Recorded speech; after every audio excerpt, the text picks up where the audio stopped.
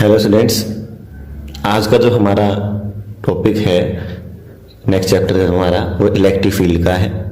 अगर आपने पहली वीडियोस को नहीं देखा तो पहले वाली वीडियोस को देख ली ताकि आपके पहले जो चैप्टर के कंसेप्ट है वो क्लियर हो उसके।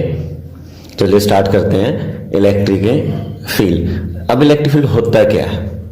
देखिए, इलेक्ट्रिक फील्ड हमारा होता क्या है? Electric field space around a charge in which its force can be experienced by another charge।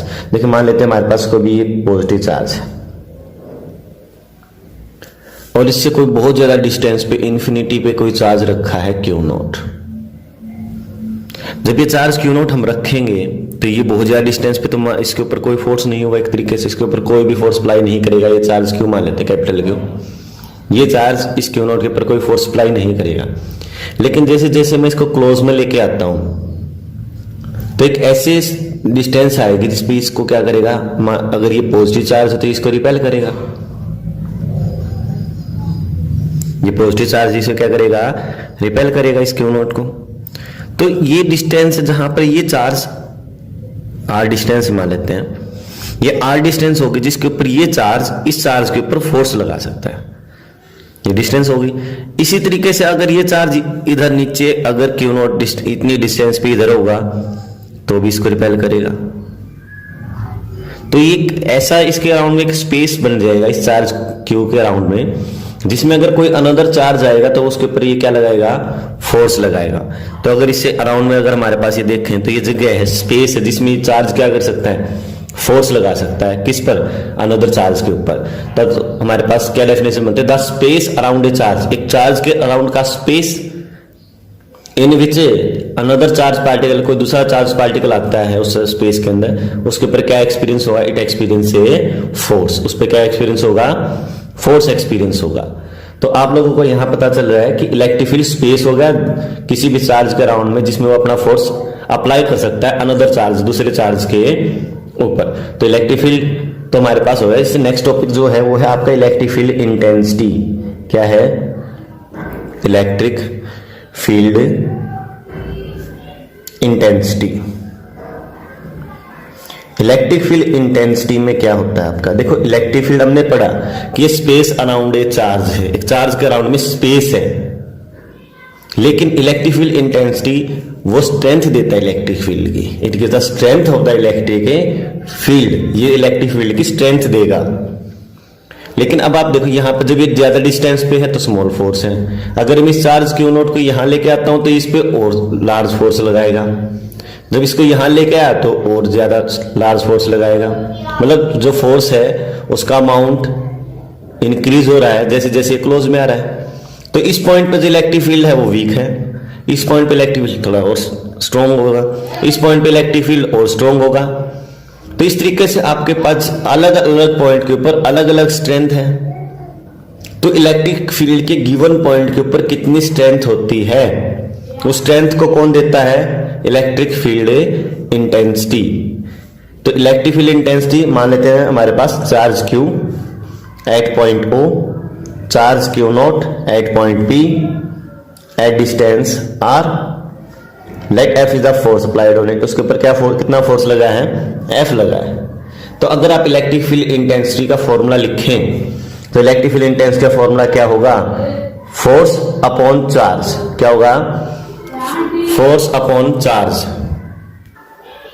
तो हमें पता चल गया कि जो इलेक्ट्रिक फील्ड इंटेंसिटी स्ट्रेंथ है वो गिवन होती है फोर्स बाय चार्ज। मतलब जितना फोर्स अप्लाई हुआ है अपॉन गिवन चार्ज के ऊपर जितना फोर्स होगा। तो इसकी डेफिनेशन क्या बनती है, फोर्स एक्सपीरियंस पर यूनिट टेस्ट चार्ज, या फोर्स एक्सपीरियंस पर unit charge in the electric field at that point. इस पॉइंट के ऊपर फोर्स कितना है, एफ। इस पॉइंट पे चार्ज कितना है, क्यू नॉट, जिसके ऊपर फोर्स लगा है। ये सोर्स चार्ज है, ये आपका टेस्ट चार्ज एक तरीके से लगा लीजिए। अब अगर हम इसको लिखते हैं, डेफिनेशन क्या बनती है, फोर्स एक्सपीरियंस पर unit charge in the electric field at that point. तो क्या कहलाता है, इलेक्ट्रिक फील्ड इंटेंसिटी कहलाता है। लेकिन अब अगर इसको कंप्लीटली लिखें अच्छी तरह से, इसका फॉर्मूला बनता है इलेक्ट्रिक फील्ड इंटेंसिटी का, limit delta Q tends to 0 force by charge. ये आपकी एक्यूरेट वैल्यू होती है, क्योंकि जो ये चार्ज क्यू नॉट है जितना स्मॉल होगा नियरली इक्वल टू जीरो रहेगा, ताकि ये इस चार्ज क्यू के इलेक्ट्रिक फील्ड को इफेक्ट ना करे। इतना स्मॉल चार्ज में लेना होता है, क्योंकि इसकी जो प्रेजेंस है चार्ज की वो अफेक्ट नहीं करेगा सोर्स चार्ज के इलेक्ट्रिक फील्ड को, मतलब ये सोर्स चार्ज के इलेक्ट्रिक फील्ड को चेंज नहीं करेगा, इतना स्मॉल चार्ज होगा। जब इतना स्मॉल चार्ज लोगे तो आपको लिमिट डेल्टा क्यू नॉट जो टेंड्स टू जीरो चार्ज है वो Q not tends to zero रहेगा। तो फोर्स पर यूनिट चार्ज ये आपका कंप्लीट वैल्यू होती है, एक्यूरेट फॉर्मूला ये होता है आपका। वैसे डेफिनेशन में आपका डेफिनेशन फॉर्मूला क्या रहेगा, फोर्स एक्सपीरियंस पर यूनिट चार्ज। यहां तक आपके पास इलेक्ट्रिक फील्ड इंटेंसिटी का आपको पता चल गया होगा। अब आप इससे आगे देखते हैं प्रॉपर्टीज, डायमेंशन फॉर्मूला, यूनिट वगैरह में इलेक्ट्रिक फील्ड इंटेंसिटी की। तो जो एसआई यूनिट होती है, क्या एसआई यूनिट, एसआई यूनिट क्या होगी? अगर आप एसआई यूनिट देखो तो एसआई यूनिट के लिए आपके पास फोर्स क्या यूनिट क्या होती है, न्यूटन होती है।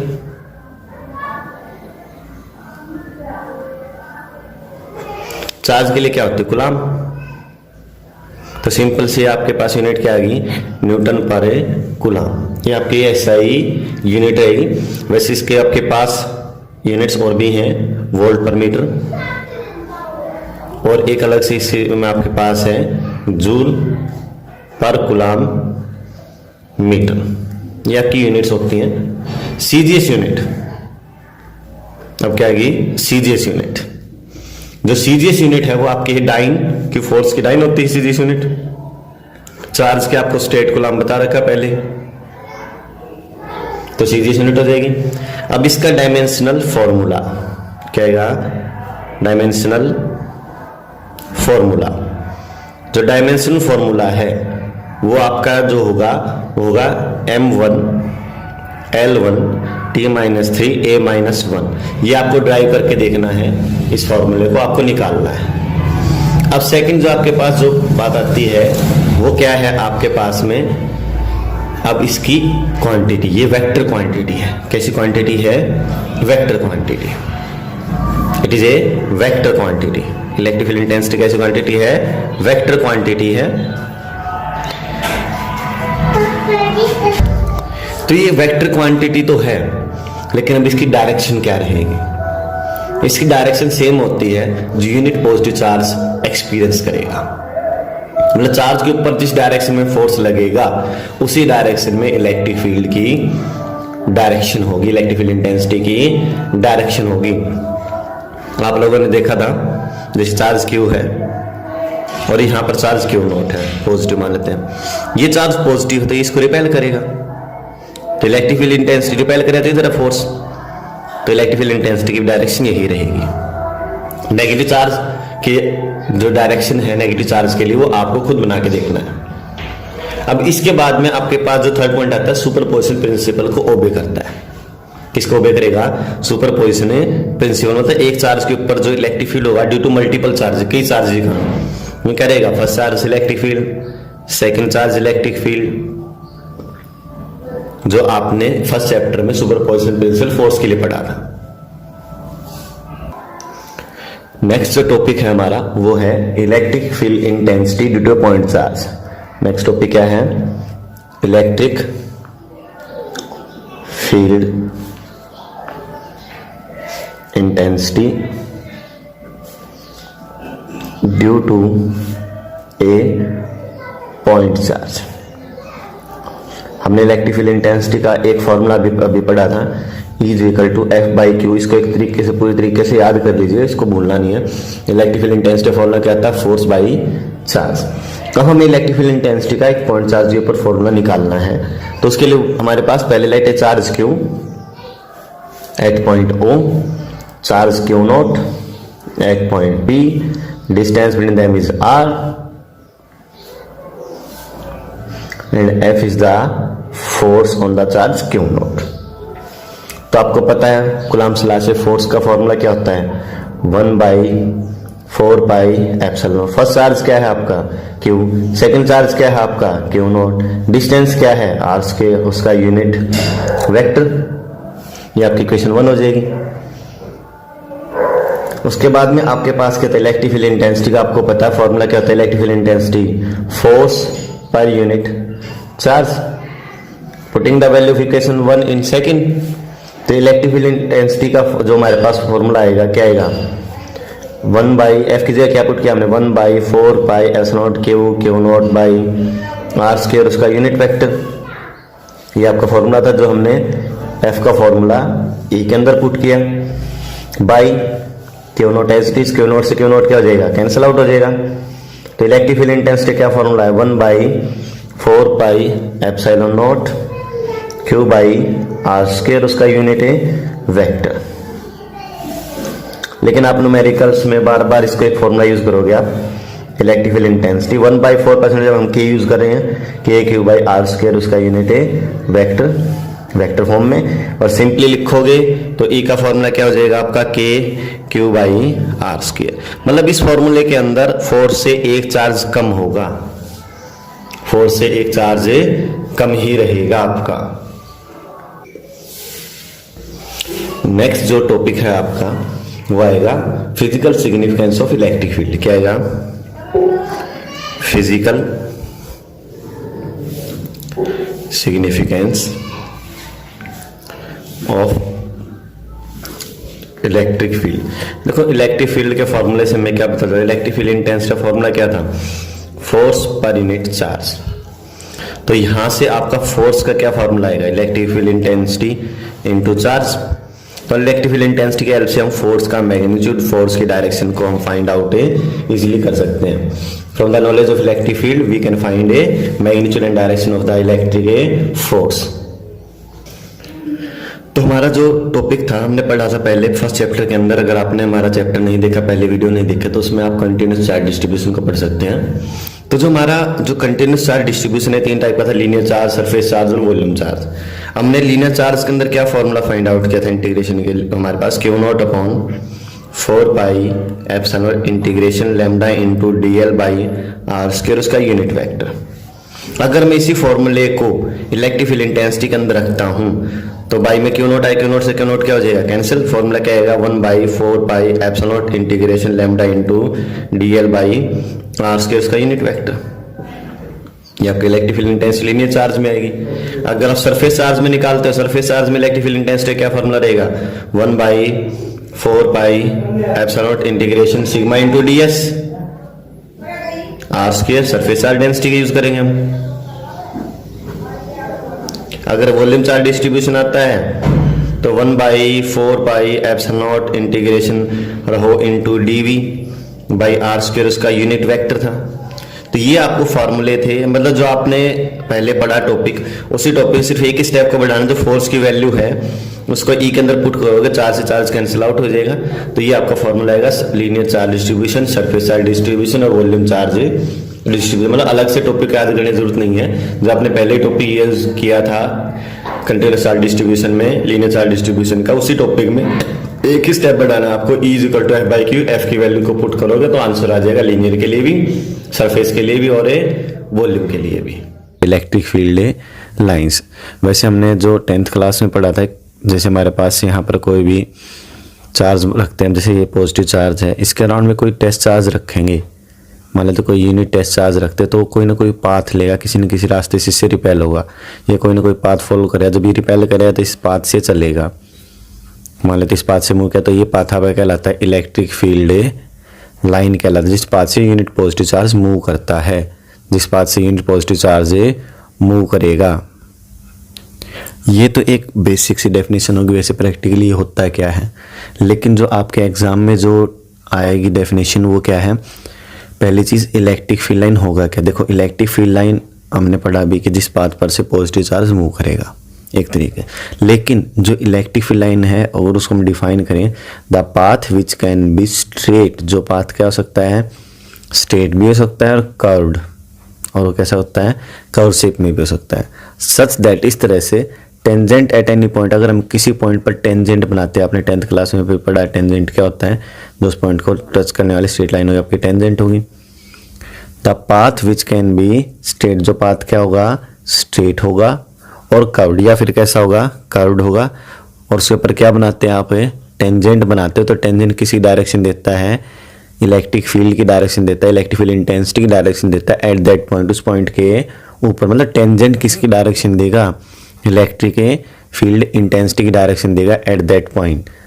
The path which can be straight और curved such that tangent at any point gives the direction of electric field intensity at that point is called electric field line. अब जो electric field line है तो positive charge के लिए outward होती है. Positive charge के लिए क्या होती है, इलेक्ट्रिक फील्ड लाइन से आउटवर्ड होती हैं. नेगेटिव चार्ज के लिए इनवर्ड अंदर की तरफ होती हैं. ठीक है, ये बातें छोटी छोटी बातें ध्यान रखने की हैं. अब इससे आगे हम प्रॉपर्टीज पढ़ते हैं. क्या पढ़ेंगे, प्रॉपर्टीज. पहली प्रॉपर्टी क्या है, इलेक्ट्रिक फील्ड लाइन कहाँ से स्टार्ट होती है, ओरिजिनेट कहाँ से होती हैं. इलेक्ट्रिक फील्ड लाइंस ओरिजिनेट होती हैं पॉजिटिव चार्ज से, और कहाँ पर जाए टर्मिनेट खत्म होगी, नेगेटिव चार्ज. मान लेते ये पॉजिटिव चार्ज है और ये नेगेटिव चार्ज है, तो electric field line positive charge से स्टार्ट होंगी और टर्मिनेट कहाँ होंगी, कहाँ खत्म होंगी, नेगेटिव चार्ज के ऊपर. कहाँ पर खत्म होंगी, नेगेटिव चार्ज. तो आप ये पाथ अलग अलग लाइंस हैं, अलग अलग डायरेक्शन से, अलग अलग पाथ से ये आएंगी. तो स्टार्ट फ्रॉम या originate from positive charge and terminate on A negative charge. कहाँ खत्म होंगी, नेगेटिव चार्ज पे खत्म होती हैं. ये तो आपकी फर्स्ट प्रॉपर्टी होगी. अब second property, number of field lines originating, जितनी इलेक्ट्रिक फील्ड लाइंस निकलेंगी या टर्मिनेट खत्म होंगी on charge proportional to the magnitude of charge. अगर ये मैग्नीट्यूड चार्ज ज़्यादा है तो यहाँ से लाइंस भी ज़्यादा निकलेंगी. पॉजिटिव चार्ज की स्ट्रेंथ ज़्यादा है तो यहाँ से लाइंस भी ज़्यादा निकलेंगी, और स्ट्रेंथ कम है तो लाइंस भी कम ही निकलेंगी. तो number of electric field lines जो ओरिजिनेट होंगे या टर्मिनेट होती हैं वो प्रोपोर्शनल होती है किसके, मैग्नीट्यूड ऑफ चार्ज के. इसके बाद आपका थर्ड पॉइंट जो आता है, number of field line passing through the perpendicular unit area. किसी यूनिट एरिया में से परपेंडिकुलर डायरेक्शन जितनी भी इलेक्ट्रिक फील्ड लाइंस जाती हैं magnitude of the electric field देती हैं. अगर एक यूनिट एरिया मान लेते ये एरिया है, इस एरिया के अंदर से दो लाइंस जा रही हैं, तो ये लाइंस किसकी स्ट्रेंथ देंगी, इलेक्ट्रिक फील्ड की स्ट्रेंथ देते हैं. उसका मैग्नीट्यूड कितना हो, इलेक्ट्रिक फील्ड का मैग्नीट्यूड कितना है. अब इसी जगह पे से, इसी एरिया में से अगर 3 लाइंस क्रॉस करती हैं, 4 लाइंस क्रॉस करती हैं, तो मैग्नीट्यूड जो होता है वो इंक्रीज करता है इलेक्ट्रिक फील्ड का. तो इलेक्ट्रिक फील्ड लाइंस के जो नंबर्स होंगे, number of electric field line जो पास करते हैं परपेंडिकुलर डायरेक्शन में यूनिट एरिया में से, वो मैग्नीट्यूड देते हैं कि इलेक्ट्रिक फील्ड का एट दैट पॉइंट. अब इसके बाद जो फोर्थ जो पॉइंट है आपका वो है uniform lines are straight parallel and uniformly place. अगर यूनिफॉर्म इलेक्ट्रिक फील्ड है तो लाइंस के बीच में लाइंस एक दूसरे के पैरेलल होंगी और एक दूसरे से इक्वल डिस्टेंस पर होंगी, यूनिफॉर्मली होंगी, पैरेलल होंगी, स्ट्रेट होंगी, यूनिफॉर्म प्लेस होंगी, यूनिफॉर्म डिस्टेंस के ऊपर होंगी. ये आपका यूनिफॉर्म इलेक्ट्रिक फील्ड को शो करता है. किसको शो करता है, यूनिफॉर्म इलेक्ट्रिक फील्ड को शो करता है. इसके बाद आता है आपका फिफ्थ पॉइंट. अभी आपने पढ़ा था थोड़ी देर पहले कि tangent at any point. Tangent क्या देता है, डायरेक्शन, इलेक्ट्रिक फील्ड की डायरेक्शन देता है एट दैट पॉइंट. ये आपका फिफ्थ पॉइंट है. टेंजेंट किसी डायरेक्शन देता है, टेंजेंट किस direction of A electric field. Tangent किसी डायरेक्शन देगा, इलेक्ट्रिक फील्ड की डायरेक्शन देता है. उसके बाद में आपके पास सिक्स पॉइंट है, 2 lines never intersect each other. 2 electric field line कभी भी एक दूसरे को क्रॉस नहीं करती, एक दूसरे को इंटरसेक्ट नहीं करती, एक दूसरे को कट नहीं करती. ये पहली इलेक्ट्रिक फील्ड लाइन है, ये दूसरी इलेक्ट्रिक फील्ड लाइन है. अगर मैं इस क्रॉसिंग पॉइंट के ऊपर 2 टेंजेंट यहाँ पर टेंजेंट बनाता तो इस पॉइंट के लिए, इस लाइन के लिए टेंजेंट ये होगा और इस लाइन के लिए टेंजेंट ये होगा.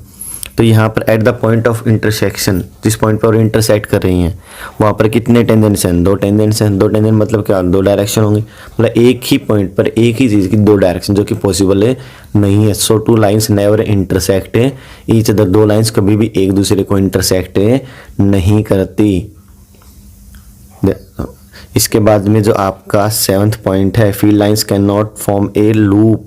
ये क्लोज लूप नहीं बनाती. अभी आपने यहाँ देखा, यहाँ ये पॉजिटिव से स्टार्ट होती है, नेगेटिव से जाके एंड होगी. कोई भी ऐसी लाइन नहीं है जो नेगेटिव से वापस पॉजिटिव की तरफ आई हो. तो क्लोज लूप का मीनिंग क्या होता है, जहाँ से स्टार्ट किया वहीं पर एंड होना.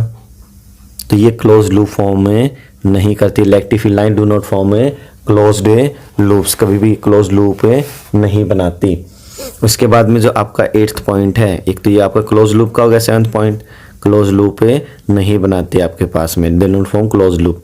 8th पॉइंट जो आपका है, इलेक्ट्रिक फील्ड लाइंस जो ओरिजिनेट निकले भी और टर्मिनेट भी होंगी, स्टार्ट भी होंगी और एंड भी होंगी परपेंडिकुलर सरफेस होता कंडक्टर, कंडक्टर के सरफेस के परपेंडिकुलर में ये कंडक्टर हो गया, तो जो जब ये टर्मिनेट होंगी यहाँ पर ख़त्म होंगी तो कितना एंगल पे, परपेंडिकुलर में जाके टर्मिनेट ख़त्म होंगी। अगर यहाँ से निकलती भी हैं तो भी परपेंडिकुलर डायरेक्शन में। अब एक बात ध्यान रखनी, कंडक्टर के अंदर कभी भी इलेक्ट्रिक फील्ड लाइन नहीं होती। अगर ये कंडक्टर है तो अगर मैं कहता हूँ भाई ये इलेक्ट्रिक फील्ड लाइन्स है तो इलेक्ट्रिक फील्ड लाइन ऊपर नीचे मिल जाएंगी, इसके आगे पीछे मिल जाएगी, लेकिन इसके अंदर, इस कंडक्टर के अंदर एक कोई भी इलेक्ट्रिक फील्ड लाइन नहीं होगी। इस बात का देना, कंडक्टर के अंदर कोई भी इलेक्ट्रिक फील्ड लाइन क्रॉस नहीं करती। There is no electric field lines inside the conductor, क्योंकि चार्ज ही आउट ऑन द सरफेस होता है, तो इलेक्ट्रिक फील्ड लाइन इनसाइड तो होती ही नहीं। अब इसके बाद में आपके पास जो 9th आपके पास पॉइंट है, इलेक्ट्रिक फील्ड लाइंस चलती हैं higher potential to lower potential, simply positive to negative charge. इसके बाद जो आपका 10th पॉइंट है, 10th पॉइंट में क्या आता है, इफ़ इन ए रिजाइन, अगर कोई भी ऐसा रिजाइन जहाँ पर इलेक्ट्रिक फील्ड अब्सेंट हो, कोई इलेक्ट्रिक फील्ड हो ही ना, वहाँ पर कोई इलेक्ट्रिक फील्ड लाइन होगी। If there is no electric field, there is no electric field line, electric field ही नहीं तो कोई इलेक्ट्रिक फील्ड लाइन नहीं होगी। इसके बाद आता है आपका 11th पॉइंट। 11th पॉइंट क्या कहता है, electric field lines contact longitude, उनकी लेंथ कम होती है ऑन अकाउंट ऑफ अट्रैक्शन। अब यहाँ पे देखिए, यहाँ पर डिस्टेंस कम है तो लेंथ स्मॉल है, यहाँ पे डिस्टेंस क्या है, लार्ज होती जा रही है क्योंकि अट्रैक्शन कम होती जा रही है। तो अट्रैक्शन क्या होती है, अट्रैक्शन के कारण क्या होता है, उनकी लेंथ कॉन्ट्रैक्ट हो जाती है, लेंथ कम होती जाती है जैसे जैसे डिस्टेंस कम होती जाएगी। देख हमारे पास डिस्टेंस कम हुई, अट्रैक्शन ज़्यादा है तो लेंथ डिक्रीज होती रहेगी इलेक्ट्रिक फील्ड लाइंस की। They exert lateral pressure on account of the repulsion. ये 12वां टॉप पॉइंट है आपका, कि जो इलेक्ट्रिक फील्ड लाइन ये पॉजिटिव है, ये पॉजिटिव चार्ज, इसमें से इलेक्ट्रिक फील्ड लाइंस निकलेंगी, इसमें से भी इलेक्ट्रिक फील्ड लाइंस निकलेंगी। एक दूसरे के ऊपर क्या लगाते हैं, रिपल्सन यानी प्रेशर लगाते हैं, लेटरल प्रेशर क्या लगाते हैं, lateral pressure on each other, एक दूसरे पर क्या लगाते हैं, लेटरल प्रेशर लगाती हैं। इसके बाद जो आपके पास आता है नेक्स्ट जो टॉपिक है आपका, वो है इलेक्ट्रिक डाइपोल का। क्या है आपका, इलेक्ट्रिक डाइपोल। अब इलेक्ट्रिक डाइपोल होता क्या है, इलेक्ट्रिक डाइपोल के अंदर हमारे पास 2 चार्जेस होते हैं जो इक्वल होंगे। मान लेते हैं ये चार्ज क्यू है और ये भी चार्ज क्यू है, इक्वल हो गए दोनों, तो 2 चार्जेस हैं जो इक्वल हैं। और अपोजिट, एक नेगेटिव चार्ज होगा और एक पॉजिटिव चार्ज होगा, एक नेगेटिव चार्ज है और एक पॉजिटिव चार्ज है। सेपरेट बाय स्मॉल डिस्टेंस, जो एक दूसरे से स्मॉल डिस्टेंस से सेपरेट है। हम जो इसको मैथमेटिकली आप लेके चलोगे वो डिस्टेंस 2a लेके चलेंगे हम, 2a 2l, वो आपके ऊपर डिपेंड करता है आप क्या लेते हो। तो डाइपोल के अंदर क्या हो, 2 चार्जेस हैं जो इक्वल हैं और अपोजिट चार्ज के सेपरेट बाय स्मॉल डिस्टेंस, मतलब एक पेयर बन गया, एक सिस्टम बन गया किसका, 2 इक्वल और अपोजिट चार्जेस का, जो सेपरेट हैं अलग अलग बाय स्मॉल डिस्टेंस। तो इट इज ए पेयर या it is a system of the 2 equal and opposite charges. Opposite क्यों बोला, कि नेगेटिव और पॉजिटिव हैं, इक्वल है क्यू और क्यू है, ये 5 है तो ये 5 ही आएगा। Separate by small distance is called electric dipole. अब डाइपोल के लिए आपके पास अलग अलग लाइन्स आएंगी, अलग अलग डेफिनेशंस हैं, थोड़ी सी वो पढ़ेंगे। तो हमने अभी क्या पढ़ा है, डाइपोल के अंदर जो हमारा डाइपोल होता है, डाइपोल के अंदर कितने चार्जेस हैं, 2 चार्जेस हैं, -q +q, इक्वल और opposite charge separated by small distance 2a। तो ये आपका क्या होगा, डाइपोल हो गया। अब डाइपोल के ऊपर चार्ज कितना होता है, डाइपोल के ऊपर चार्ज 0 होता है। चार्ज कितना होता है, 0। अब ये 0 कैसे होगा, देखो आपके पास में पहला चार्ज कितना है, -q, सेकंड चार्ज कितना, +q। अगर हम दोनों को ऐड करें तो टोटल चार्ज क्या रहेगा, 0 रहेगा। इसमें आपके पास एग्जाम्पल जैसे NaCl, एक पे पॉजिटिव एक पे नेगेटिव चार्ज है, तो ये आपका क्या होगा कि डाइपोल की तरह काम करते हैं। HCl हो गया, इस तरीके से आपके एग्जाम्पल्स हैं। अब एक बात है ना, आइसोलेटेड एटम, अकेला एटम कभी भी डाइपोल की तरह एक्ट नहीं करता। Isolated atom is not a dipole, isolated atom कभी भी डाइपोल नहीं होता है आपका। इसके बाद जो आपके पास आता हुआ था डाइपोल। अब डाइपोल से रिलेटेड कुछ डेफिनेशंस हैं। पहले है डाइपोल एक्सिस। क्या है, डाइपोल एक्सिस। डाइपोल एक्सिस जो होता है, हमारे पास ये डाइपोल था -q +q। अब जो ये लाइन ज्वाइन करेगी नेगेटिव और पॉजिटिव चार्ज को, ये लाइन आपका डाइपोल एक्सिस कहलाता है। The line joining the negative charge to positive charge is called dipole axis. क्या बोली जाएगी, डाइपोल एक्सिस। अब इसके बाद आता है इक्वेटोरियल लाइन, या इसको एक्सियल लाइन भी बोलते हैं। क्या बोलते हैं इसको, एक्सियल लाइन। अब आता है इक्वेटोरियल लाइन। क्या आता है? इक्वेटोरियल लाइन है, इक्वेटोरियल एक्सिस बोल लीजिए। अब ये देखिए आपके परपेंडिकुलरली अगर मैं एक लाइन खींचता हूँ जो इसके सेंटर से पास आउट करती है डाइपोल के, ठीक है, परपेंडिकुलर बाइसेक्टर है, परपेंडिकुलर जो बाइसेक्ट कर रहा है इसको दो हिस्सों में बांट रहा है, तो परपेंडिकुलर बाइसेक्टर किसके? डाइपोल के क्या कहलाता है? ये एक्स क्या कहलाएगा? ये लाइन क्या कहलाएगी जो इसको परपेंडिकुलर बाइसेक्ट करे, दो पोर्शंस में डिवाइड कर रही है, वो क्या कहलाएगी? आपकी equatorial axis, equatorial line. Dipole length क्या है आपके पास? है डाइपोल लेंथ। तो जो डाइपोल लेंथ होगी, distance between the two charge, इन दोनों चार्जेस के बीच की डिस्टेंस, इसी को डाइपोल लेंथ बोलते हैं। Distance between the two charge, दो चार्ज के बीच की डिस्टेंस को, इस कंप्लीट डिस्टेंस को हम क्या बोलेंगे? डाइपोल लेंथ बोलेंगे। अब जो नेक्स्ट टॉपिक जो आपका आता है वो आता है डाइपोल मूवमेंट। क्या आता है? Dipole movement. अब ये डाइपोल मूवमेंट देता क्या है आपको? डाइपोल मूवमेंट स्ट्रेंथ देता है डाइपोल की, strength of the electric dipole. कौन देगा? डाइपोल मूवमेंट देगा। अब आपके पास ये चार्ज हो गया माइनस क्यू, सेकेंड चार्ज हो गया plus Q, let a dipole having two charge minus Q and plus Q, length of dipole 2a। ये लेंथ कितनी है? 2a आपकी इसकी लेंथ है। अब जब 2a लेंथ है तो डाइपोल मूवमेंट को हम डिनोट करते हैं P से। किसे डिनोट करते हैं? P से। अभी मैं जो साइन प्रोडक्ट का यूज कर रहा हूँ उसको आपको यूज नहीं करना, सिंपली लिखना है product of the magnitude of the either charge. किसी भी एक चार्ज का मैग्नीट्यूड, मतलब कि ये 5 है तो ये भी 5 ही यूज होगा। तो प्रोडक्ट की हमने किसकी? मैग्नीट्यूड ऑफ ईदर चार्ज, किसी भी एक चार्ज के मैग्नीट्यूड की मल्टीप्लिकेशन प्रोडक्ट की हमने किसके साथ है? Length of the dipole, dipole की लेंथ के साथ। इसको सिंपली इस तरीके से लिखोगे आप Q into 2a, product of the magnitude of the either charge to the length of dipole बोल लीजिए, या product of the either charge to the distance between the two charges of the dipole. दो charges के बीच की distance, length भी वही है, डिस्टेंस भी वही है, तो product of the magnitude of the charge to the length of the dipole या distance between the two charges called dipole movement. ये वेक्टर क्वांटिटी है तो सिंपली हम इसके ऊपर वेक्टर यूज करेंगे। इस 2a को, ये लेंथ 2a है, इसको हम a भी लिख सकते हैं, कहीं यहाँ पर 2 के लिए कोई अलग से फंडा लगा लो कि 2a कुछ और है, ये थोड़ा मैथमेटिकली के लिए आपके पास ईजी रहेगा आपको। अब इसके अंदर आपकी SI यूनिट होगी क्या? डाइपोल मूवमेंट की जो SI यूनिट है वो क्या होगी? चार्ज के लिए कूलाम और लेंथ के लिए मीटर, तो कूलाम मीटर, कूलाम पर मीटर नहीं, कूलाम इंटू मीटर है ये, इसकी SI unit coulomb into metre. अब इसकी डायरेक्शन है, अब डायरेक्शन में क्या कहते हैं? Vector quantity. कैसी क्वांटिटी है? वेक्टर क्वांटिटी है। आज वेक्टर क्वांटिटी डायरेक्शन होगी, इसकी डायरेक्शन होती है फ्रॉम में नेगेटिव टू पॉजिटिव चार्ज। इसकी डायरेक्शन कहाँ से कहाँ होती है? नेगेटिव टू पॉजिटिव चार्ज की डायरेक्शन होती है, तो कूलामीटर से SI यूनिट होगी और नेगेटिव टू पॉजिटिव होता है इसकी, और इसकी एक सेकेंड यूनिट है डीबे। क्या होती है? डीबे, जो 3.3 इंटू 10 की पावर माइनस 30 कूलामीटर के इक्वल होती है। अब इसका होता है डायमेंशनल फार्मूला। डायमेंशनल फार्मूला क्या होगा? M0 L1 T1 A1, इसका डायमेंशनल फार्मूला रहेगा। अब जो नेक्स्ट टॉपिक है वो है आपका डाइपोल फील्ड। क्या है? Dipole field. डाइपोल फील्ड होता क्या है? What is dipole field? Dipole field space, देखो ये डाइपोल था हमारे पास, इस डाइपोल के अराउंड में स्पेस जिसमें अपना इलेक्ट्रिकल इफेक्ट लगा सकता है।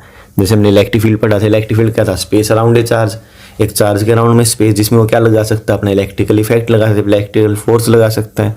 उस स्पेस को हमने क्या बोला था? Electric field. तो डाइपोल फील्ड क्या होता है? Space around the dipole, space किसके अराउंड में? डाइपोल के अराउंड में, in which its electrical effect can be experience. जिस स्पेस के अंदर उसके इलेक्ट्रिकल इफेक्ट हम एक्सपीरियंस कर सकते हैं उसे हम क्या बोलते हैं? डाइपोल फील्ड बोलते हैं। नेक्स्ट जो टॉपिक है वो आपका electric field intensity on axial line. Next topic है आपका electric field intensity on axial line. किस पे? एक्सियल लाइन पे। अभी आपने थोड़ी देर पहले इसी टॉपिक, इसी वीडियो के अंदर आपने पढ़ा था एक्सियल लाइन, या हमारे पास में एक्सियल लाइन आपको मैंने बताया, डाइपोल एक्सिस आपको मैंने पहले बताया था, जो किसके ऊपर होगा? जो एक्सिस डाइपोल के ऊपर होगा, मतलब जो एक्सिस डाइपोल का होगा वही आपका एक्सियल लाइन कहलाता है। तो पहले हम क्या लेंगे, अब हमारे पास सिंपली बात है, हम डाइपोल के ऊपर काम कर रहे हैं, electric field intensity axial line of the dipole. जब हम डाइपोल के ऊपर काम कर रहे हैं तो सिंपली बात है डाइपोल की जरूरत होगी। तो डाइपोल में 2 चार्ज होते हैं, minus Q plus Q. Length of dipole हमने क्या ली थी, लेंथ ऑफ डाइपोल 2a लिया था हमने।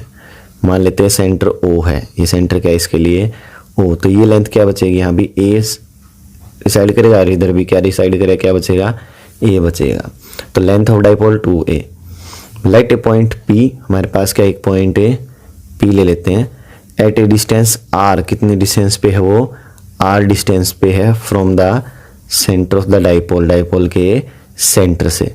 तो ये पॉइंट P होगा। यहाँ पर हम चलते हैं यूनिट पॉजिटिव चार्ज, हम यहाँ क्या रखेंगे, unit A positive A charge. तो यूनिट पॉजिटिव चार्ज है तो ये पॉजिटिव चार्ज को कोई अट्रैक्ट करेगा कोई रिपेल करेगा। अब हमें पहले चीज़ तो ये देखनी है। तो अब अगर मैं इस माइनस क्यू चार्ज को लेता हूँ, किसको लेता हूँ, माइनस क्यू चार्ज, तो ये minus Q charge positive charge क्या करेगा, अपनी तरफ अट्रैक्ट करेगा। तो अगर मैं इससे कारण इलेक्ट्रिक फील्ड मान लेता हूँ तो इसके कारण इलेक्ट्रिक फील्ड E1 है वो इस साइड होगा, ये पॉजिटिव है ये भी पॉजिटिव, तो एक दूसरे रिपेल करेंगे, ये इसको रिपेल करेगा तो इस डायरेक्शन में मूव करेगा। तो E2 electric field due to plus Q charge. तो E1 किसका इलेक्ट्रिक फील्ड है, माइनस क्यू का। E2 किसका इलेक्ट्रिक फील्ड है, प्लस क्यू का। तो आपके पास क्या हुआ, let a dipole having 2 charge minus Q and a plus Q, length of dipole a 2a, length of dipole क्या होगी आपकी 2a होगी। Let a point P at a distance R from the centre of the dipole, dipole के centre से। E1 electric field due to minus Q, E2 electric field due to plus a Q. तो आपके पास E1 और E2 electric fields हो गए, किसके, minus Q और ए plus Q के।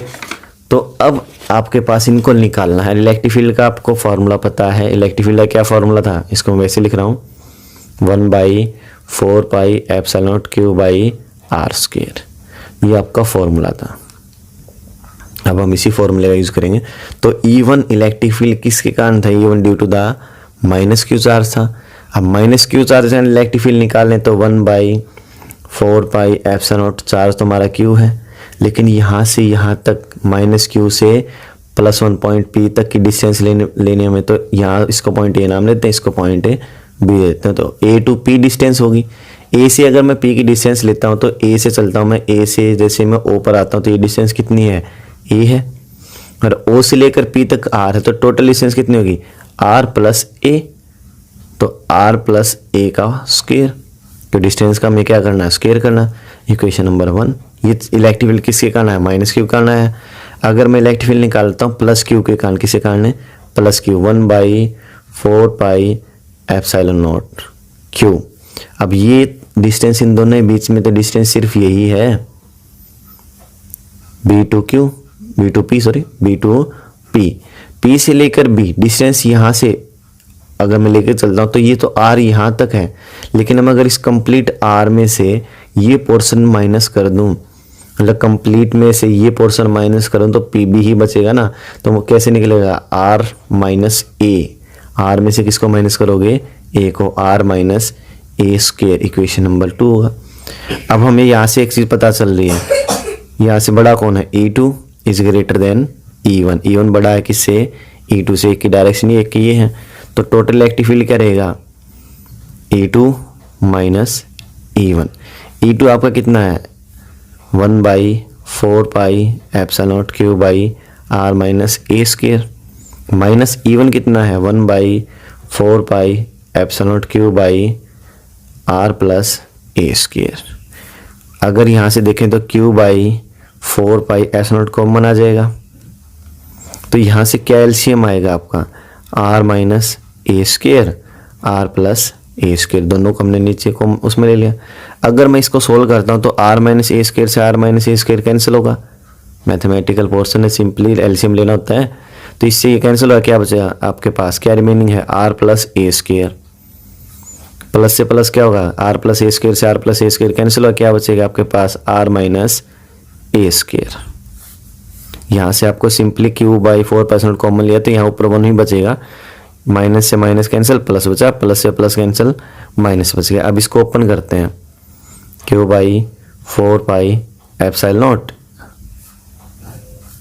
नीचे देखिए R माइनस ए और R plus A minus B, A plus B क्या होता है A square minus B square. अब दोनों स्केयर तो इसका भी क्या कर देते हैं हमें स्केयर कर देते हैं। अब ये देखो R plus A plus B का स्केयर क्या होगा A square plus B square plus 2ab minus R minus A मतलब ए माइनस बी स्केयर क्या होता है A square plus B square minus 2ab। अब ये माइनस पहले से ही बाहर है तो ये क्या रहा प्लस, पॉजिटिव को नेगेटिव, नेगेटिव को पॉजिटिव, साइन चेंज करें तो पहले क्या आता था ए स्केयर प्लस बी स्केयर, तो ए स्केयर आर स्केयर हो गया।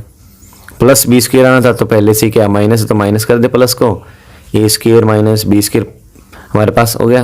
तो A square plus B square minus 2ab minus से क्या हो जाएगा प्लस 2ab 2ar ये हो जाएगा। आर स्केयर से आर स्केयर, ए स्केयर से ए स्केयर कैंसिल होगा तो क्या बचा Q by 4 pi epsilon naught कितना हो जाएगा 4ar upon R square minus A square का स्केयर रहेगा। अब यहाँ से अगर मैं लिखना चाहता हूँ Q by 4 pi epsilon naught, इसको मैं एक चीज 4 को क्या लिखता हूँ मैं 2 इंटू 2 लिख सकता हूँ a इंटू आर ये एज इट इज रहेगा और नीचे क्या आपके पास R square minus A square का स्केयर एज इट इज रहेगा। तो 4 को ही हमने क्या लिखा 2 इंटू 2। अभी हमने थोड़ी देर पहले ही पढ़ा था जो q इंटू 2a ये डाइपोल मूवमेंट p के इक्वल होते हैं, p is equal to p का फॉर्मूला याद कर लेना अच्छी तरह से, p is equal to q into 2a। Dipole movement का फॉर्मूला क्या होता है q इंटू 2a। तो यहाँ पर आपके पास q भी है और आपके पास 2a भी है तो q इंटू 2a की जगह मैं p पुट कर सकता हूँ। तो p हमारे पास यहाँ रिमेनिंग हो गया, यहाँ से और क्या रिमेनिंग है p into 2 into R 4 pi epsilon naught R square minus A square का स्केयर, आपके पास ये आंसर आ जाता है। लेकिन अगर मान लें तो r is very greater than A r बहुत ज़्यादा बड़ा है a से, r बहुत ज़्यादा लार्ज है a से, तो a स्क्वायर को हम नेगलेक्ट कर सकते हैं।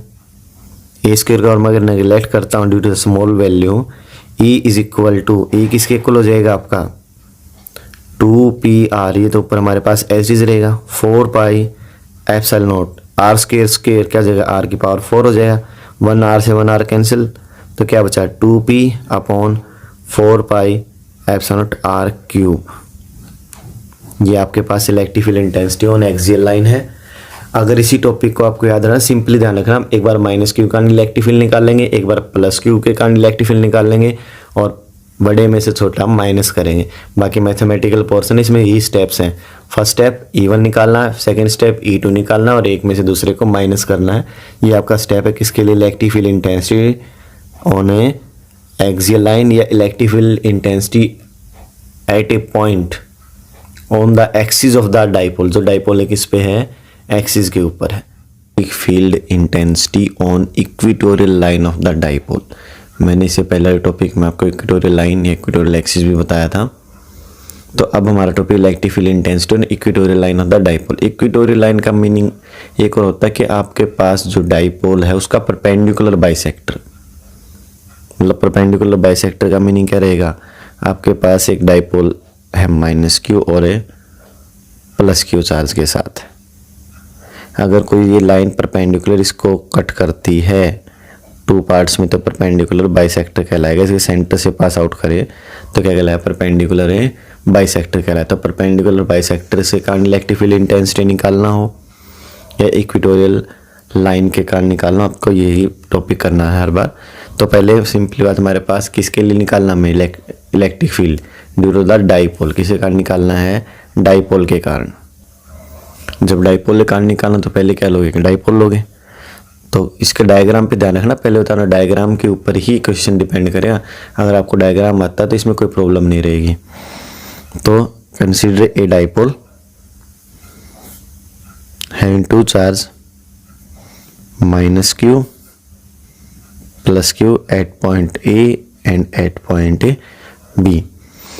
लेंथ ऑफ डाइपोल या distance between 2 charges 2a, distance क्या रहेगी 2a रहेगी। Centre of dipole is a O, centre हमने क्या मान लिया ओ, तो मतलब ए इस साइड रहेगा और ए इस साइड रहेगा। तो लेंथ टोटल क्या थी, टोटल लेंथ थी 2a, जिसमें हाफ लेंथ सेंटर के इस साइड है, हाफ लेंथ सेंटर के इस साइड है। अब हमने बोला परपेंडिकुलर बाइसेक्टर, तो एक ऐसा पॉइंट लेना हमें, मतलब एक ऐसा पॉइंट जिसके सेंटर के परपेंडिकुलर हो, जो सेंटर क्या हो, परपेंडिकुलर। तो मैं यहाँ पर एक पॉइंट लेता हूँ, point P at a distance R, कितने डिस्टेंस पर है, R from the centre O से हमने इसको डिस्टेंस कितना लिया है, R ले लेते हैं। तो यहाँ पर लेट यूनिट पॉजिटिव चार्ज है, तो पॉजिटिव चार्ज हुआ तो कोई अट्रैक्ट करेगा, कोई रिपेल करेगा। तो यहाँ पर आपका कौन सा चार्ज है, नेगेटिव चार्ज, तो ये इसको क्या करेगा, अपनी तरफ अट्रैक्ट करेगा। तो अगर मैं इसमें इलेक्ट्रिक फील्ड की डायरेक्शन देखूं तो इलेक्ट्रिक फील्ड की डायरेक्शन इधर होगी, E1 मान लेते electric field due to the minus Q charge. ये बात समझ में आ गई। तो E1 इलेक्ट्रिक फील्ड है किसके कारण, माइनस क्यू के कारण। अब इधर से क्या होगा आपके पास में, जो ये प्लस क्यू चार्ज है ये इसको क्या करेगा, रिपेल करेगा। तो इन दोनों का जो इलेक्ट्रिक फील्ड होगा इसको क्या करेगा, रिपेल करेगा। रिपेल तो इधर जाएगा ये, तो इसका इलेक्ट्रिक फील्ड E2 रहेगा। ये पता चला कि ये पॉजिटिव है, ये भी पॉजिटिव रिपेल करेगा, ये नेगेटिव था, ये पॉजिटिव था, इसको क्या किया इसने अट्रैक्ट। एक के कारण इलेक्ट्रिक फील्ड E1 है, एक के कारण हमने मान लिया इलेक्ट्रिक फील्ड E2 है। एक इलेक्ट्रिक फील्ड E1 और एक हमारा इलेक्ट्रिक फील्ड कौन सा है, E2 है। अब यहाँ पे एक बात देखो, यहाँ से अब मान लेते एंगल थीटा है, क्या है, एंगल थीटा। अब ये एक्सिस है किसका, डाइपोल का। मैं इसी डाइपोल के एक्सिस में एक और लाइन लगा लेता हूँ, एक तरीके से हॉरिजॉन्टल लाइन लगा लीजिए, मान लीजिए। तो अगर ये लाइन और ये लाइन पैरेलल है और ये थर्ड लाइन इनको इंटरसेक्ट करे तो ये एंगल थीटा है, तो ये एंगल भी क्या होगा, थीटा होगा। ये एंगल थीटा है तो ये भी एंगल थीटा रहेगा, क्यों, ये भी R है और ये भी A है, ये R है, ये A है, दोनों में सेम है। तो ये एंगल थीटा है, तो आपको पता पहले से ये एंगल अगर थीटा तो ये एंगल भी थीटा रहेगा, क्योंकि ये और ये लाइन पैरेलल है और ये थर्ड लाइन को क्या कर रही है, एक साथ में कट कर रही है। तो ये आपके 10th से आप रूल पढ़ते आ रहे हो। तो ये एंगल थीटा तो ये भी थीटा होगा, ये थीटा तो ये भी थीटा। तो ये एंगल्स को आपको ध्यान रखना है। अब यहाँ से देखो E1 इलेक्ट्रिक फील्ड, अब यही टॉपिक है मेन यहाँ से, उसके बाद सिंपल मैथमेटिकल पोर्शन रहेगा। E1 इलेक्ट्रिक फील्ड, अब हम E1 को 2 पार्ट्स में डिवाइड कर सकते हैं। एक तो ये पोर्शन रहेगा, ये वाला, क्योंकि ये है प्लस उन्होंने इनको रेक्टेंगुलर कंपोनेंट्स में डिवाइड किया था, अब यहाँ भी रेक्टेंगुलर कंपोनेंट में ही डिवाइड करेंगे। ये E1 है तो ये भी क्या रहेगा, E1 साइन थीटा, क्या रहेगा, E1 साइन थीटा। और एक पोर्शन इसका ये रहेगा, क्योंकि जो हमारा परपेंडिकुलर बाइसेक्टर हमारे पास रेक्टेंगुलर कंपोनेंट्स होते हैं उनके बीच में हमारा वेक्टर मिलेगा, तो ये रहेगा आपका E1 कोस थीटा, क्योंकि एंगल के साथ हमेशा थीटा कोस बनता है, क्या बनेगा, कोस थीटा। एंगल के साथ हमेशा क्या बनेगा, कोस थीटा बनेगा। अब यहाँ से देखो ये आपके पास है E2, अब E2 का भी एंगल ये थीटा है, तो ये E2 2 पोर्शंस में डिवाइड करते हैं। एक तो ये E2 साइन थीटा और एक ये पोर्शन तो हमारा डिवाइड हो गया। अब इसी को बीच में रख के इधर एक पोर्शन और आएगा, मान लेते ये पोर्शन इधर आ गया, तो एक क्या जाएगा, E2 कोस थीटा। तो यहाँ से ध्यान रखना, हमारे पास हमने डाइपोल लिया, एक ने इसको अट्रैक्ट किया, एक ने हमने इसको रिपेल किया। एक का इलेक्ट्रिक फील्ड E1 है, एक का E2 है, और E1 और E2 को हमने 2 पोर्शंस में डिवाइड कर दिया, E1 साइन थीटा और E1 कोस थीटा। और E2 को किस में, E2 साइन थीटा और E2 कोस थीटा। अब ये बातें तो हमें समझ में आ गई। अब यहाँ पर देखो हम चार्जेस के बीच की डिस्टेंस लेते हैं, हमने न्यूमेरिकल्स भी निकाले हैं, थ्योरेटिकल पोर्शन देखा है, उसमें डिस्टेंस डायरेक्ट होती है। तो यहाँ तो कोई डायरेक्ट डिस्टेंस गिवन नहीं है, तो मैं ट्राइंगल अगर लेता हूँ, ये पॉइंट P हमारा, इस पॉइंट को कुछ लगना भी दे सकते हो, आपकी मर्जी है। तो ये अगर मैं इसमें ट्राइंगल लेता हूँ POA, इसमें क्या रहेगा, base square plus Pythagoras theorem से perpendicular square is equal to hypotenuse square. मतलब मैं अगर पी ओ मतलब आर का स्क्वायर करता हूँ प्लस ओ ए का स्क्वायर करता हूँ तो किसके इक्वल आएगा, पी ए का स्क्वायर। किसके इक्वल आएगा, पी ए स्क्वायर। और ए स्क्वायर जो आएगा स्क्वायर उधर जाके आ जाएगा रूट। तो ये जो डिस्टेंस है ये डिस्टेंस क्या रहेगी, R square plus A square रहेगी। क्या रहेगी, R square plus A square रहेगी। इसी तरीके से सेम मेथड से ये भी क्या रहेगी, बीपी भी distance R square plus A square रहेगी। तो हमने इस पूरे डायग्राम में सिर्फ दो ही बातें ध्यान की। पहले तो हमने E1 E2 को डिवाइड किया, उसके बाद हमने उनकी डिस्टेंस को निकाला बिटवीन द टू चार्जेस, दोनों चार्जेस के बीच की डिस्टेंस को हमने फाइंड आउट किया है। अब यहाँ से आपके पास में पहले हम E1 E2 को हमने डिवाइड कर तो कर लिया, अब E1 को निकालने हुई। इलेक्ट्रिक फील्ड का फॉर्मूला क्या आता है, 1/4 पाई एप्सिलॉन। आप इसकी जगह पे के यूज़ करना चाहते हो तो आप के यूज़ कर सकते हो, कि मैं बार बार इसको लिख रहा हूँ, इसकी जगह पे आप के यूज़ कर सकते हो। तो फर्स्ट चार्ज क्या हमारा क्यू है अपॉन डिस्टेंस स्क्वायर P2A, और P2A किसके इक्वल है, root R square plus A square. और डिस्टेंस का क्या होता है, स्क्वायर होता है। आर स्क्वायर ही तो आता है हमारे आंसर में इलेक्ट्रिक फील्ड के, तो स्क्वायर से रूट क्या हो जाएगा, कैंसिल। तो इलेक्ट्रिक फील्ड का फॉर्मूला क्या है, 1/4 pi epsilon Q by R square plus A square. इसको इक्वेशन नंबर 1 डाल देते हैं। इसी तरीके से E2 निकालते हैं। अब E2 किससे इक्वल होगा, 1/4 pi epsilon naught Q by, same method है, डिस्टेंस भी सेम है, तो ये भी क्या आएगा, root R square plus A square. Distance का क्या होता है, स्क्वायर, तो स्क्वायर से रूट कैंसिल हो जाएगा। तो क्या फॉर्मूला आएगा, 1/4 pi epsilon naught Q by R square plus A square. Equation number 2 डाल दें। अब ये देखो दोनों क्या है, सेम है। E1 और E2 क्या है, इक्वल हैं। E1 is equal to E2, ये हमें पता चल गया यहाँ से। जब E1 और E2 इक्वल हैं तो हमें यहाँ पे देखो डायग्राम के अंदर E1 साइन थीटा जो ये पोर्शन था ये डाउनवर्ड काम कर रहा है, और E2 साइन थीटा अपवर्ड काम कर रहा है। एक नीचे काम कर रहा है, एक ऊपर काम कर रहा है। यहाँ पर साइन थीटा और साइन थीटा दोनों क्या है, इक्वल हैं। E1 और E2 ये दोनों हमें यहाँ इक्वल निकाल लिए, तो सिंपली बात है E1 साइन थीटा और E2 साइन थीटा क्या है, इक्वल हैं। और दोनों डायरेक्शन क्या है, अपोजिट है, इक्वल एंड अपोजिट। तो दोनों क्या करेंगे, एक दूसरे को कैंसिल करेंगे। क्या कर जाएंगे, कैंसिल। तो यहाँ से हमारा जो साइन थीटा पोर्शन है वो तो क्या हो गया, कैंसिल हो गया। तो हमारे पास कौन सा पोर्शन बचता है, अब यहाँ पे हमारे पास बचता है कोस थीटा। कि यहाँ पर देखिए, यहाँ पर हमारे पास दो पोर्शन बचते हैं, E1 कोस थीटा और E2 cos theta.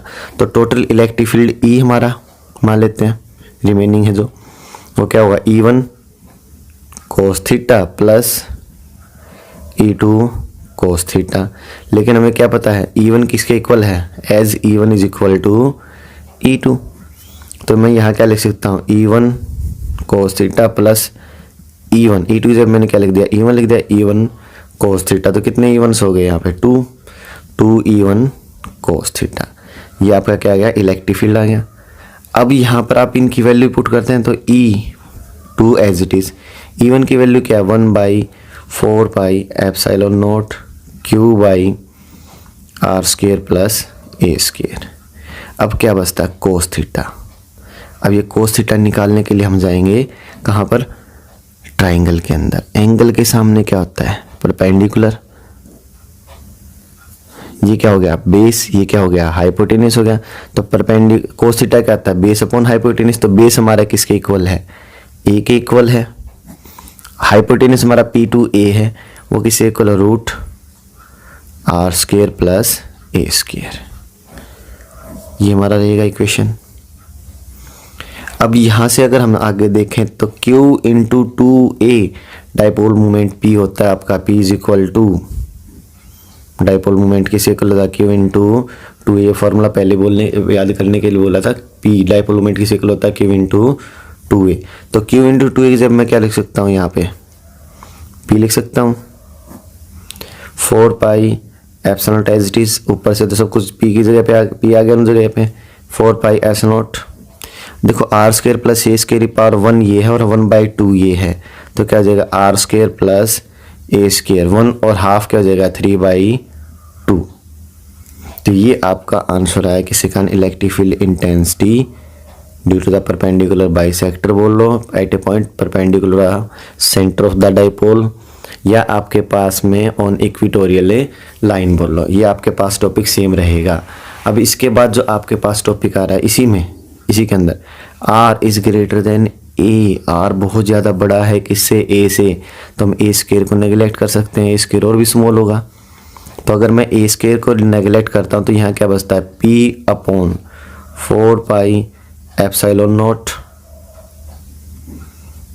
Are square से रूट क्या, देखो हमारे पास आर स्क्वायर 3/2 स्क्वायर से रूट क्या हो जाएगा कैंसिल, तो क्या आंसर बचता है P/4πε0 आर क्यूब। तो ई की वैल्यू हमारी आ गई P/4πε0 आर क्यूब।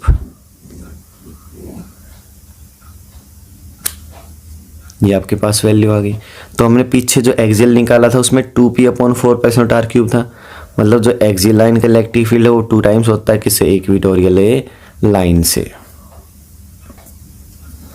जो नेक्स्ट टॉपिक है वो आपका है electric field intensity at any point due to dipole. अब किस डाइपोल है किसी भी पॉइंट के ऊपर, मतलब उसका एंगल अभी तक हमने पढ़ा था या तो एक्सियल लाइन था या तो उसी के एक्सिस के ऊपर पॉइंट था या उसके सेंटर के परपेंडिकुलर में हमारे पास पॉइंट था।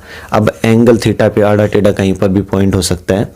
तो electric field intensity at any point due to the dipole. तो पहले किसी जरूरत होगी डाइपोल की, तो लेते हैं एक डाइपोल। तो पहले हमारे पास क्या है, एक डाइपोल है, let we have a dipole A B, उस डाइपोल मोमेंट इज पी, इसका डाइपोल मोमेंट क्या है पी है। लेट ए पॉइंट के, हमारे पास क्या है एक पॉइंट के है at a distance R from the dipole, dipole से कितने डिस्टेंस पे है आर पे,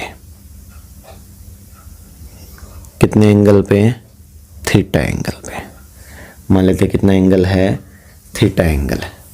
तो आपने यहाँ तक तो पढ़ा थीटा एंगल हमारे पास हो गया, यहाँ तक तो कोई दिक्कत नहीं, हमें अभी तो निकालना डाइपोल लेकर, तो हमने डाइपोल लिया, उससे थीटा एंगल के ऊपर हमने क्या किया आर डिस्टेंस पे एक पॉइंट लिया के एट एंगल थीटा।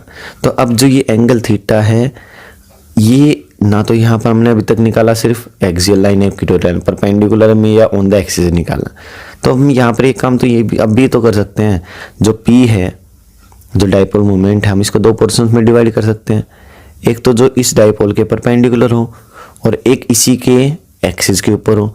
तो हम पहले बांट लेते हैं इसको इस तरीके से, जो डाइपोल मोमेंट पी है, मतलब ये अब पी हमारे लिए बिल्कुल एक तरीके से खत्म हो जाएगा, इसको हम 2 पोर्शंस में डिवाइड कर रहे हैं। तो ये मान लेते हम A1 B1,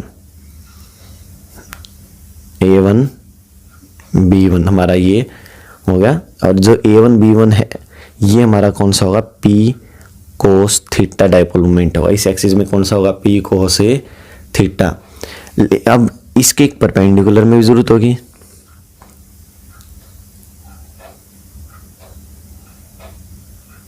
ये होगा आपका P साइन थीटा, इसको मान लेते हैं हम A2 B2। तो अब ये डाइपोल जो है ये हमारे एक तरीके से हमने 2 पोर्शंस में डिवाइड कर दिया, ये खत्म हो गया एक तरीके से हमारे पास, तो पॉइंट पी हो गया। अब आपने पढ़ा था एक्सियल लाइन के कारण जो इलेक्ट्रिक फील्ड आया था वो उसी की डायरेक्शन में आया था, ऑन द एक्सिस था। ये मान लेते हैं इलेक्ट्रिक फील्ड E1, क्या मान लेते हैं इलेक्ट्रिक फील्ड E1।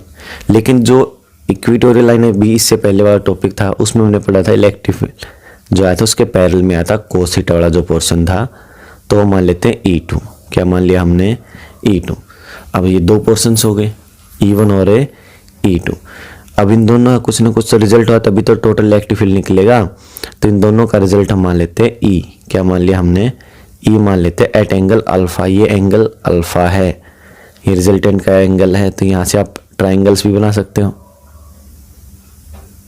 तो E1 स्क्वायर और ये हमारे क्या था E2 स्क्वायर, पाइथागोरस थ्योरम लगा सकते हो, ये आपको सिर्फ पहले बता रहा हूँ थोड़ा सा ध्यान रखने के लिए। तो डायग्राम समझ में आ गया। तो डाइपोल लिया हमने, उस डाइपोल को दो पोर्शन में डिवाइड किया, A1 B1 A2 B2। A1 B1 तो एक्सिस में हो गया किसके, पॉइंट के, और A2 B2 हो गया परपेंडिकुलर डायरेक्शन मतलब इक्वेटोरियल लाइन में। अब आपको पहले से पता है इलेक्ट्रिक फील्ड जो E1 है वो डाइपोल किसके कारण है, एक्सियल लाइन के कारण। और एक्सियल लाइन के कारण फॉर्मूला क्या होता था, 2p/4πε0 r³ आपने ये फॉर्मूला निकाला था। लेकिन हमने अभी पढ़ा है जो एक्सियल लाइन है उसकी तरफ हमारा कौन है, p cos थीटा। तो p की जगह डाइपोल मोमेंट क्या होगा, p cos थीटा। पीछे वाला फॉर्मूला याद रखना है एक्सियल लाइन का और इक्वेटोरियल लाइन का।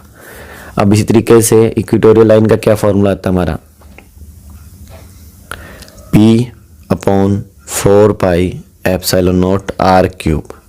ये आता है p/4πε0 r³। अब ये फॉर्मूला जो हमारे पास आ रहा है, अब इस फॉर्मूले में भी तो एक पोर्शन है कौन सा, साइन थीटा का।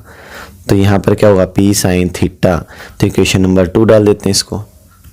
तो यहाँ पर ये इसका मेन फंडा, और ज़्यादा कोई फंडा नहीं है इसके अंदर। हमें इसके जो डाइपोल मोमेंट था p इसको दो पोर्शन में तोड़ दिया, एक्सियल में और इक्वेटोरियल, मतलब p cos थीटा और p साइन थीटा। एक कारण इलेक्ट्रिक फील्ड E1 है, एक के कारण E2 है। E1 E2 हमने निकाल लिए। अब यहाँ पर देखो इस ट्राइंगल के अंदर इसको हमने क्या नाम दिया था, इसको N नाम दे देते हैं, कुछ भी नाम देते हैं। तो इस ट्राइंगल के अंदर ये पॉइंट हमारा L है, ये M है। इन ट्राइंगल KLN क्या होगा, base square plus perpendicular square to hypotenuse square. फिर एंगल हमारा अल्फा है, एंगल के सामने मिलेगा परपेंडिकुलर E2, बेस हो गया E1 और रिजल्ट हो गया E। तो E स्क्वायर किसके इक्वल होगा, E1 स्क्वायर, पाइथागोरस फॉर्मूला लगा दिया हमने, E2 स्क्वायर। E स्क्वायर उधर जाके हो जाएगा, रूट हो जाएगा। E1 हमारा किसके इक्वल है, 2p cos theta upon 4πε0 r³। अब उसका स्क्वायर, तो इसका भी क्या करोगे, स्क्वायर करोगे। प्लस नेक्स्ट क्या आ गया आपके पास, p साइन थीटा जो E2 की वैल्यू है 4πε0 r³। अब इसका भी क्या था, स्क्वायर था, तो ये भी क्या रहेगा, स्क्वायर। रूट इधर स्क्वायर से इधर आके रूट हुआ है, इस बात का ध्यान रखना। तो हमने क्या किया, E1 E2 निकाल लिया और दोनों का पाइथागोरस थ्योरम से वैल्यू पुट कर दी। तो अब यहाँ से एक बात देखते हैं हम, क्या कॉमन आ रहा है, p कॉमन आ रहा है। स्क्वायर से p का स्क्वायर बाहर निकलेगा, p इसमें भी है, p इसमें भी स्क्वायर निकलेगा। 4πε0 स्क्वायर होकर निकलेगा, तो दोनों स्क्वायर से रूट क्या हो जाएगा, कैंसिल। तो एक p बाहर आ गया, 4πε0 बाहर आ गया, r³ भी बाहर आ जाएगा। तो रूट के अंदर क्या क्या बचता है, 2 और cos थीटा, सिर्फ दो ही वैल्यू बचती हैं, बाकी सभी चीज़ें क्या होगी, बाहर निकलेगी। 2 का स्क्वायर क्या हो जाएगा 4, cos का स्क्वायर हो जाएगा cos स्क्वायर थीटा, प्लस यहाँ से सब कुछ बाहर जा चुका, सिर्फ क्या बचता है साइन, तो साइन स्क्वायर थीटा। तो यहाँ से E is equal to p/4πε0 r³। मैं इसको क्या लिख सकता हूँ, 3 cos square theta plus cos square theta, कि 3 + 1 दोबारा से 4 आ जाएगा, और sine square theta. cos square theta plus sine square theta कितना होता है, 1 होता है। तो E is equal to p/4πε0 r³, 3 cos square theta sine square theta plus cos square theta 1 होता है। तो electric field intensity at any point ये रहेगा आपके पास। अब हमारे पास एक छोटा सा और इसमें टॉपिक बचता, पोर्शन बचता है, ये एंगल अल्फा निकालने का, रिजल्टेंट का। तो अगर मैं यहाँ से टेंजेंट अल्फा निकालता हूँ हमारे पास में, तो टेंजेंट अल्फा क्या रहेगा, एंगल के सामने क्या, परपेंडिकुलर, नीचे क्या होगा बेस, परपेंडिकुलर कौन है E2, बेस कौन है E1। E2 की वैल्यू क्या है हमारी, E2 की वैल्यू हमारी है p sine theta upon 4πε0 r³।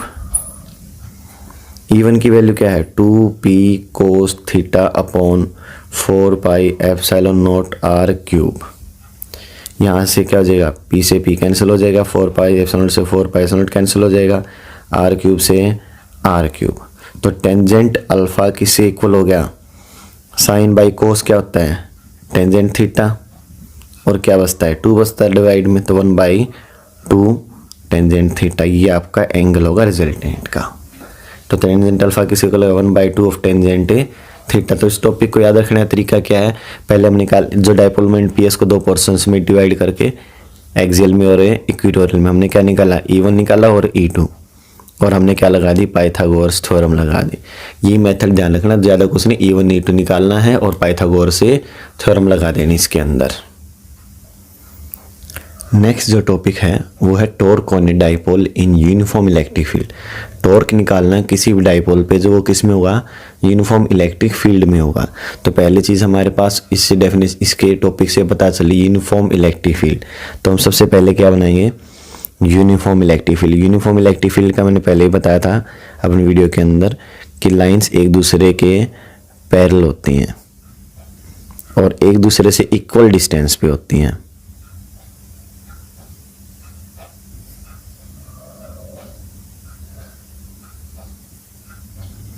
तो हमारे पास क्या रहेगा, तो ये हमारे पास इलेक्ट्रिक फील्ड E हो गया, यूनिफॉर्म इलेक्ट्रिक फील्ड E, और एक डाइपोल लेते हैं।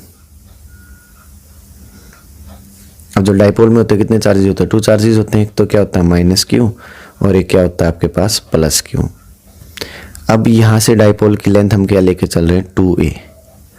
डाइपोल लेंथ क्या लेके चल रहे हैं, हमें 2a लेके चल रहे हैं। Length of dipole is 2a। यहाँ तक तो हमें पास कोई दिक्कत होनी चाहिए क्योंकि डायरेक्टली सिंपली हमने डाइपोल लिया, इलेक्ट्रिक फील्ड E लिया है। अब इलेक्ट्रिक फील्ड कहाँ से कहाँ होता है, फ्रॉम पॉजिटिव टू नेगेटिव। तो मतलब इधर पॉजिटिव चार्ज एक तरीके से इधर नेगेटिव चार्ज है, तो ये नेगेटिव चार्ज को ये पॉजिटिव क्या करेगा, अपनी तरफ अट्रैक्ट करेगा। तो ये इधर फोर्स इधर लगेगा F। अब ये पॉजिटिव रिपेल करेगा, नेगेटिव को अट्रैक्ट करेगा, तो इस पे फोर्स इधर लगेगा। अब इसको आप एक तरीके से समझ सकते हैं, यहाँ पर एग्जांपल में आपके पास एक फोर्स इधर लग रहा है, एक फोर्स इधर लग रहा है इस तरीके से। तो ये क्या करेगा, रोटेट करेगा, और रोटेट करने पर क्या बनता है, टॉर्क ही तो बनता है। तो ये आपके पास 2 इक्वल फोर्सेस हैं, बट इनका लाइन ऑफ एक्शन सेम नहीं है। अगर लाइन ऑफ एक्शन सेम होता, जैसे हमारे पास ये पेन है, अगर मैं इस पेन को इक्वल फोर्स से ऊपर भी खींचता हूँ और नीचे भी खींच लेता हूँ एक साइड से, तो ये यहीं पे रहेगा। लेकिन अगर मैं ये दोनों फोर्सेस अपोजिट में लगाता हूँ तो ये क्या करेगा, रोटेट। अब ये लाइन ऑफ एक्शन सेम नहीं है तो इसलिए रोटेट करेगा, मतलब इस पर टॉर्क काम कर रहा है। अगर मैं इसी को ऊपर नीचे अगर मैं इसको खींचता हूँ तो स्ट्रेच इसको एक तरीके से, तो आपके पास क्या रहेगा, लाइन ऑफ एक्शन सेम रहेगा, तो फोर्सेस एक दूसरे को कैंसिल करते हैं। यहाँ फोर्सेस इक्वल तो हैं, अपोजिट डायरेक्शन में हैं, लेकिन एक दूसरे लाइन ऑफ एक्शन सेम नहीं है, इसलिए कैंसिल नहीं करेंगे।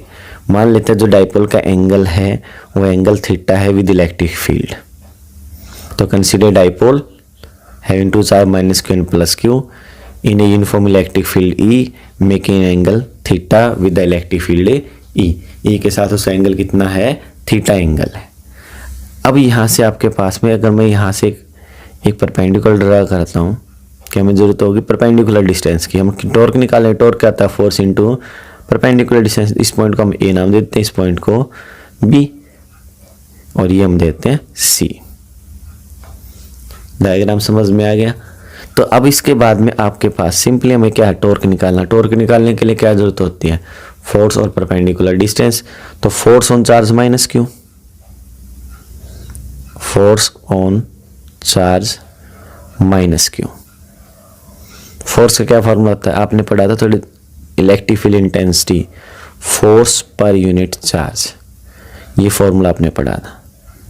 तो यहाँ से फोर्स का फॉर्मूला क्या होगा, चार्ज इनटू इलेक्ट्रिक फील्ड, क्या होगा, charge into electric field, crossing हो जाएगी।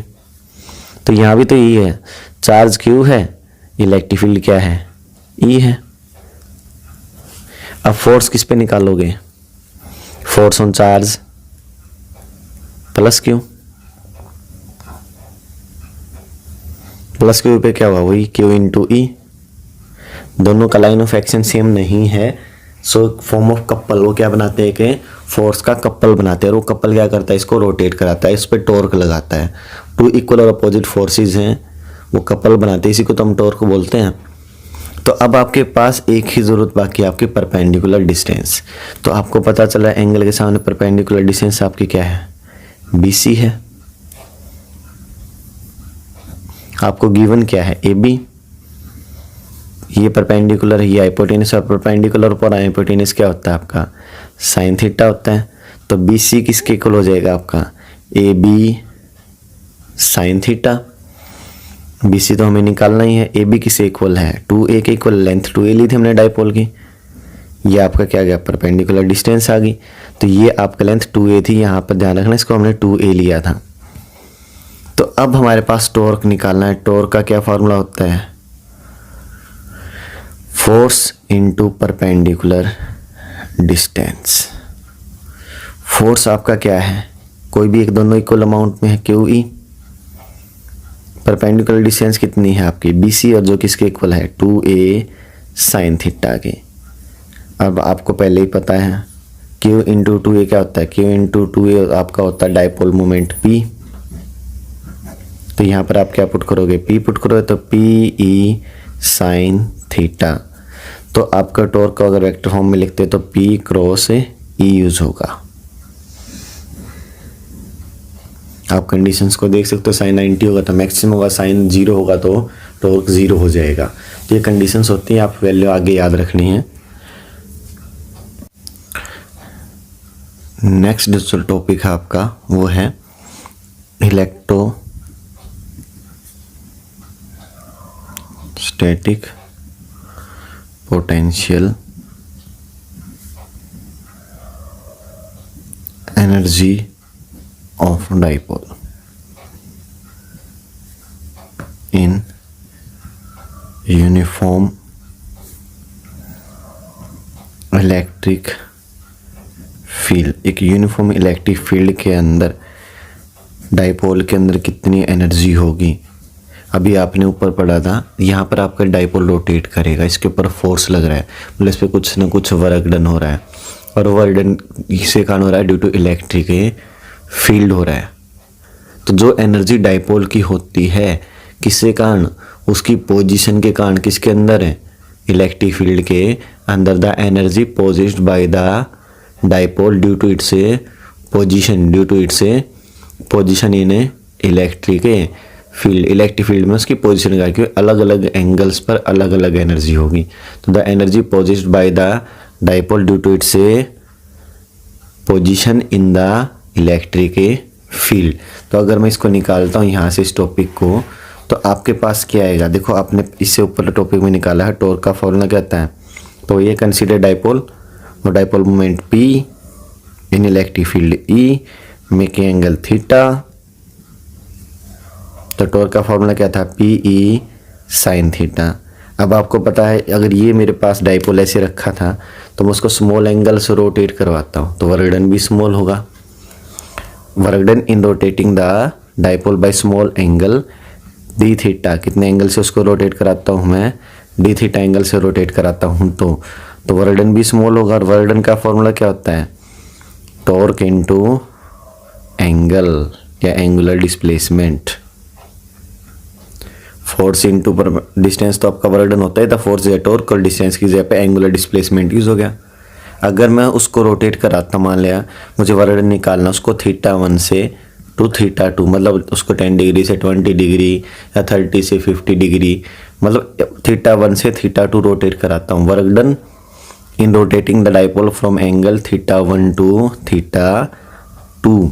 तो टोटल के लिए क्या करोगे, इंटीग्रेशन, कहाँ से कहाँ तक, θ1 टू θ2। तो dw यहाँ इधर भी इंटीग्रेशन होगा, तो dw का तो w हो जाएगा। टॉर्क का क्या फॉर्मूला था आपका, टॉर्क का फॉर्मूला क्या था आपका, PE साइन थीटा, और d theta as it is रहेगा। अब आपको पता है P और E तो हैं कांस्टेंट, तो इंटीग्रेशन किसका होगा, साइन थीटा का, और साइन थीटा का इंटीग्रेशन क्या होता है, माइनस कोस थीटा। कहाँ से कहाँ तक, θ1 से θ2 तक। अब W माइनस को अगर मैं कॉमन निकाल लूँ तो P और E वैल्यू क्या होती है, फाइनल माइनस इनिशियल। तो थीटा इज पे क्या रखा हमने एक बार, θ2 माइनस कोस θ1। तो ये वर्ड किसी फॉर्म में स्टोर हो जाएगा, in the form of energy, किसी फॉर्म में स्टोर हो जाएगा एनर्जी। तो एनर्जी का फॉर्मूला क्या आ गया आपके पास में, minus P E cos theta 2 minus cos theta 1